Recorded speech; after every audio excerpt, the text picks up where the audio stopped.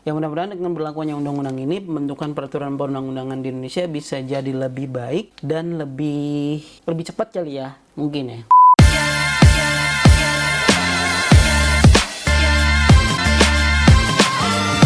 Oke, angkringan balik lagi. Balik lagi di angkringan balik kantor yang ada di Fahri Setia Official.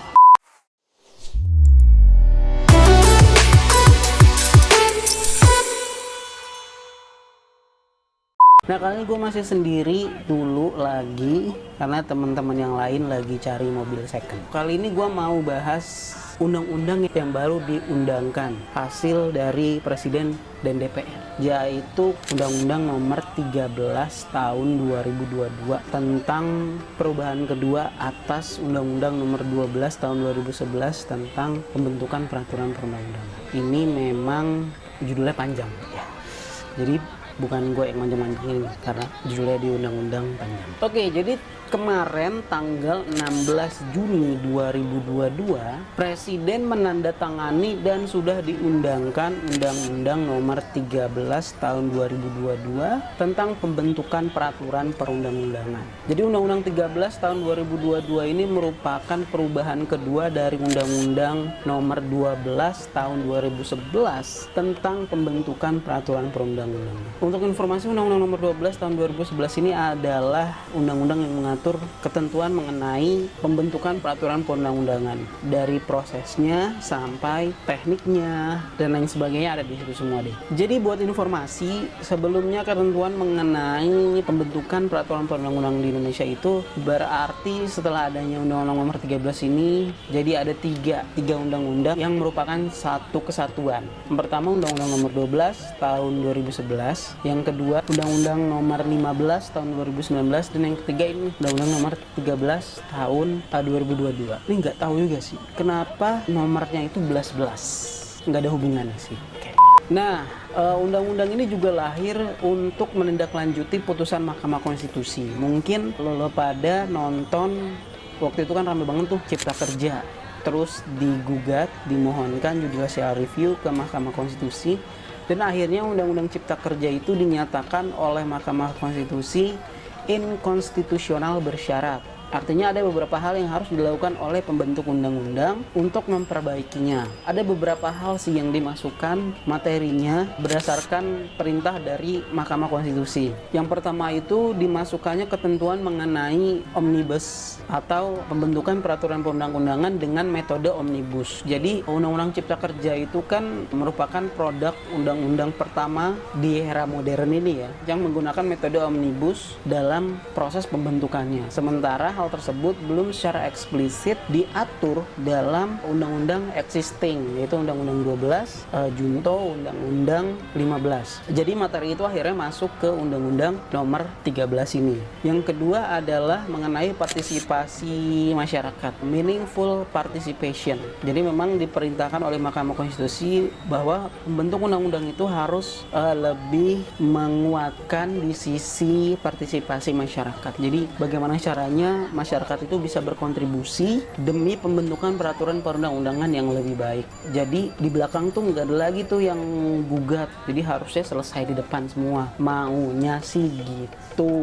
Tapi kan yang pada gugat ke Mahkamah Konstitusi kan tentu aja nggak ikut di depan ya. Kalau ikut kan nggak bakalan gugat ya. Ya juga sih. Nah, seperti biasa kalau kita baca undang-undang, kita baca dulu diktum menimbangnya untuk mengetahui apa sih tujuan yang ingin disampaikan oleh pembentuk undang-undang dengan terbitnya undang-undang ini. Jadi dalam diktum menimbangnya dijelaskan bahwa untuk mewujudkan pembentukan peraturan perundang-undangan yang terencana, terpadu, dan berkelanjutan, dibutuhkan penataan dan perbaikan mekanisme pembentukan peraturan perundang-undangan dengan menambahkan antara lain pengaturan mengenai metode omnibus dalam pembentukan peraturan perundang-undangan dan memperkuat keterlibatan dan partisipasi masyarakat yang bermakna. Meaningful participation. Nah, langsung aja kita masuk ke apa aja sih perubahan yang ada di undang-undang ini. Ada beberapa materi yang disempurnakan. Kalau kata hukum online, setidak-tidaknya ada sekitar 15 pembaruan dalam undang-undang ini. Tapi kalau kita bahas 15-15-nya, tentu videonya akan panjang dan kalian juga nggak tertarik ya kan? Orang pendek aja nggak tertarik. Jadi kita akan bahas 5 aja dari 15 itu. Oke? Yang pertama, tentu saja yang tadi udah gue sampaikan, dimasukkannya metode omnibus dalam pembentukan peraturan perundang-undangan. Nah, seperti yang ada di pasal 42A. Jadi penggunaan metode omnibus ini harus ditetapkan dalam dokumen perencanaan. Jadi kalau mau bikin undang-undang omnibus, itu di perencanaannya, di prolegnasnya itu harus masuk tuh kalau undang-undang ini itu akan dibentuk dengan metode omnibus. Jadi nggak bisa tahu-tahu jadi omnibus nih. Nggak bisa. Kemudian di pasal 64 ayat 1B dijelaskan pengertian omnibus.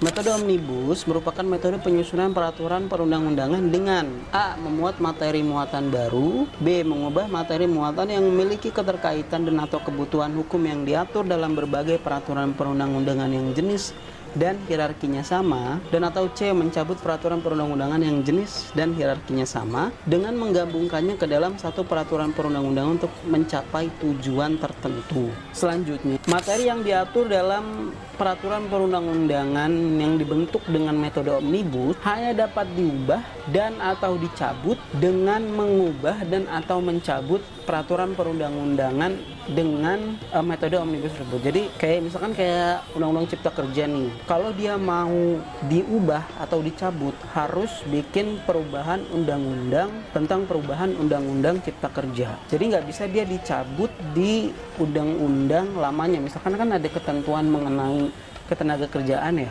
Jadi kalau udah diubah di omnibus, nggak bisa lagi diubah di undang-undang ketenaga kerjaan. Ngerti nggak? Pusing kan lo? Sama gue juga pusing sih. Yang kedua, dimasukkannya mekanisme perbaikan kesalahan teknis setelah persetujuan bersama antara DPR dan Presiden terhadap undang-undang yang diatur di pasal 72. Jadi secara sederhana, kalau rancangan undang-undang itu sudah disetujui bersama oleh DPR dan Presiden tapi masih ada kesalahan teknis penulisan, bisa dilakukan perbaikan bersama oleh DPR dan Presiden. DPR-nya siapa? DPR-nya ini pimpinan alat kelengkapan DPR yang bahas RUU tersebut, dan Presidennya siapa? Presidennya itu pemerintah ya, menteri yang bahas RUU tersebut. Nah, setelah diperbaiki, RUU yang sudah diperbaiki tersebut harus mendapat persetujuan bersama juga oleh DPR dan Presiden, dan proses perbaikan dan persetujuan tersebut harus dilakukan maksimal 7 hari kerja sejak tanggal persetujuan bersama. Nah, jadi kalau misalkan kayak ya berkacanya dari Undang-Undang Cipta Kerja itu sih, kan sebenarnya banyak materi yang nggak substansi tapi tetap diundangkan ya kan.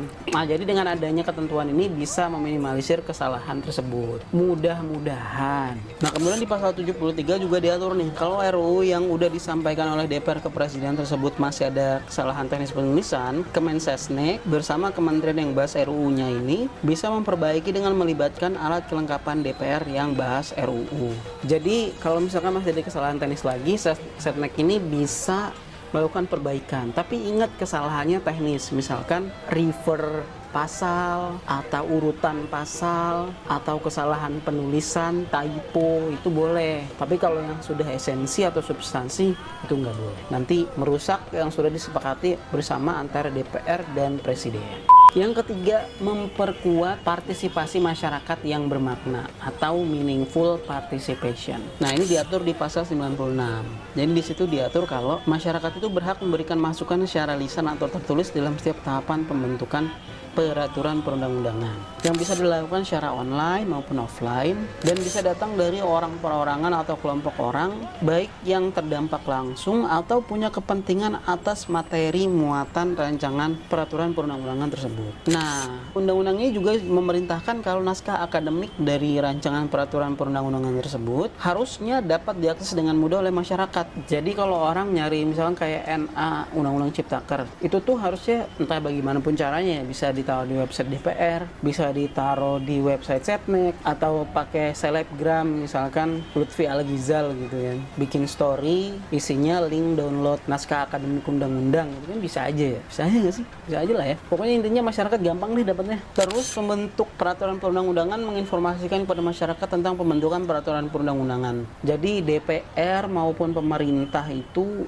ngasih tahu ke masyarakat kalau dibentuk undang-undang apa misalnya. Terus pembentuk peraturan perundang-undangan dapat melakukan konsultasi publik yang hasilnya jadi bahan pertimbangan dalam peraturan perundang-undangan. Nah, jadi dalam pembentukan peraturan perundang-undangan, baik pemerintah maupun DPR itu bisa melakukan konsultasi publik. Gunanya untuk menjaring aspirasi masyarakat terhadap materi peraturan perundang-undangan yang sedang dibentuk. Jadi bukan sekedar buat nambah followers atau ngabisin anggaran. Walaupun itu juga bisa sih sebenarnya. Tapi enggak, untuk menjaring aspirasi publik. Kemudian pembentuk peraturan perundang-undangan dapat menjelaskan kepada masyarakat mengenai hasil pembahasan masukan masyarakat. Nah, ini nih esensi dari meaningful participation itu. Jadi misalkan ada RDPU, rapat dengar pendapat umum kalau nggak salah ya, tentang undang-undang hak-hak atas kehidupan yang layak, misalkan gitu lah ya. Terus salah satu notes-nya adalah ada yang nggak sependapat dengan undang-undang tersebut karena undang-undang tersebut itu belum mengatur secara jelas kehidupan yang layak itu seperti apa misalnya.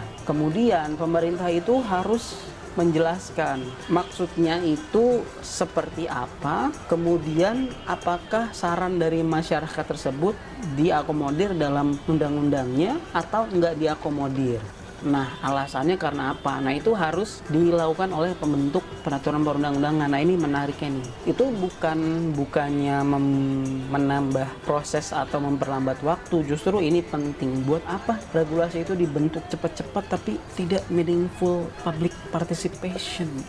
Nah, yang keempat, pembentukan peraturan perundang-undangan secara elektronik. Seperti yang diatur di pasal 97B. Jadi pembentukan peraturan perundang-undangan dapat dilakukan secara elektronik yang berkekuatan hukum sama dengan peraturan perundang-undangan yang dibentuk dalam bentuk cetak. Undang-undang itu bisa dibuat dalam bentuk elektronik yang kekuatannya sama dengan undang-undang yang dibentuk dalam bentuk cetak. Terus pembuatan tanda tangan dalam setiap tahapan pembentukan peraturan perundang-undangan dapat menggunakan tanda tangan elektronik yang harus tersertifikasi dan memiliki kekuatan hukum sama dengan peraturan perundang-undangan yang ditandatangani secara non-elektronik. Ya intinya sama lah ya. Maksudnya undang-undang itu bisa elektronik. Kalau undang-undangnya bisa elektronik, maka dia ini kekuatan hukumnya sama dengan undang-undang yang tidak elektronik. 5.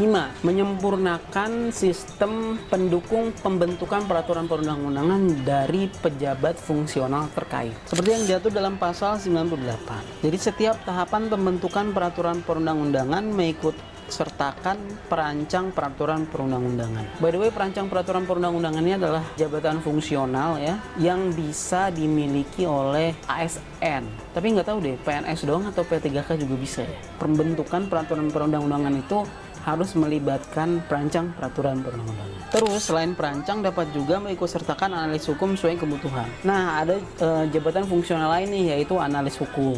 Jadi selain perancang juga bisa mengikutsertakan analis hukum. Misalkan perancang itu membuat rancangan peraturan perundang-undangan, nah analis hukum ini menganalisa materinya kira-kira sudah sesuai dengan kebutuhan atau ada yang terkait dengan peraturan perundang-undangan lain dan sebagainya. Ya pokoknya gitu deh. Kemudian di pasal 99 juga diatur selain perancang terhadap peraturan perundang-undangan yang membutuhkan sinergi dengan DPR atau DPRD seperti undang-undang atau perda, mengikutsertakan analis legislatif dan tenaga ahli. Nah, jadi gini, peraturan perundang-undangan itu kan ada macam-macam ya, dari UUD 1945 sampai perda kabupaten kota. Bahkan di pasal 8 Undang-Undang 12 itu dibuka sampai ke peraturan kelurahan. Nah, dari peraturan-peraturan tersebut ada beberapa yang harus memenuhi unsur sharing power antara eksekutif dan legislatif. Di tingkat pusat itu misalkan seperti undang-undang harus disahkan bersama antara presiden dan DPR. Kalau di daerah itu ada perda, peraturan daerah, yang harus disahkan bersama antara, kalau dia tingkat provinsi maka oleh gubernur dan DPRD provinsi, kalau dia tingkat kabupaten kota maka bersama antara wali kota atau bupati dengan DPRD kabupaten atau kota.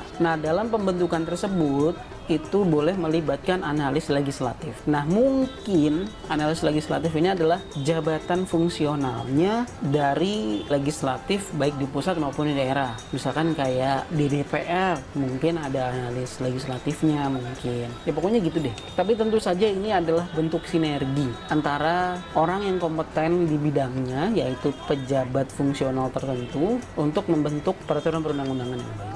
Ya intinya undang-undang ini dibentuk untuk menyempurnakan ketentuan mengenai pembentukan peraturan perundang-undangan yang ada di Indonesia. Ya mudah-mudahan dengan berlakunya undang-undang ini, pembentukan peraturan perundang-undangan di Indonesia bisa jadi lebih baik dan lebih cepat kali ya, mungkin ya.